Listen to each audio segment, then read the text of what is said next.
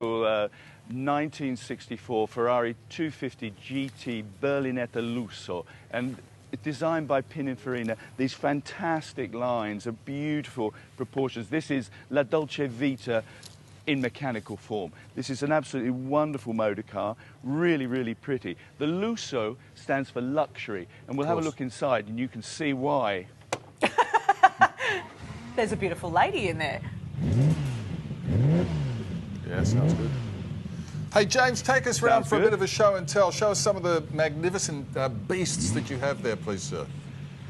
Well, we've just walking past a beautiful Lotus, but this is a pretty rare car indeed. It's a Porsche 959. Wow. That looks a little bit like a 911. You can sort of see the family resemblance. Yeah. This one, we're new in 1987, do 197 miles an hour, and if my maths is correct, that's about 320 kilometres an hour. Right, yeah. This was the fastest production car at the time and for a very long period of time. Wow. These are magnificent, these cars, and I understand some of them on display at the Expo have never been seen in Australia before. If we can we just go to the one behind you, the white one with the very strange front on it? What car is that? Which one? What's that one right behind you? Yeah.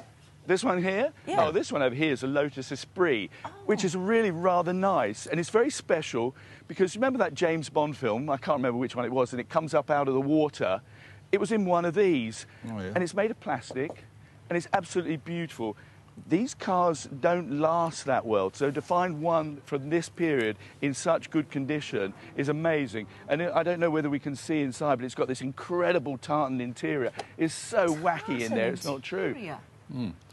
So a lot of these cars... I like that. Yeah, it's beautiful. A lot of these cars... He's got the James Bond number plate too, I think, that one there, hasn't he? Hey, a lot of these... spotted that, well spotted. Yeah, thank you very much, sir. Hey, there we go, JB. Hey, a lot of these cars obviously weren't big production lines. A lot of them would have been purpose-built, I imagine, for various, car rallies and various races and stuff, yes? No? Well, the Porsche we saw before was built specifically for rallying at the time. Yeah. And that in order to qualify for the rules, they had to be homologated. I always struggle saying that word. And that meant they had to make so many road-going cars as well. So this is but they only had to make something like 200 to qualify. So very, very rare car. And I'm not sure that they made all 200. They often used to cheat a little bit and tell that they had. So that Porsche is a really, really rare car. And of course, the Ferrari, which we were looking at the beginning, was a very expensive and very rare car at the time, and it's even more expensive and even more rare 60 years on. Yeah, absolutely. Are they all privately owned, or what's the go there? Yeah, no, they're all privately owned. These are from people who I know and friends of friends and people, and then the event is really starting to establish itself now thanks to the support of our naming rights sponsor, AXA. So it's really starting to establish it, and we're now getting more people saying, can I put my car in? I had somebody who came along yesterday, sent me an email this morning. He said, you might want to consider one or two of my old rust buckets for next year. Sure. So if anybody's got something special hidden away, let us know about it, please. All right, Very well, good. next year, Richard and I will put our cars in.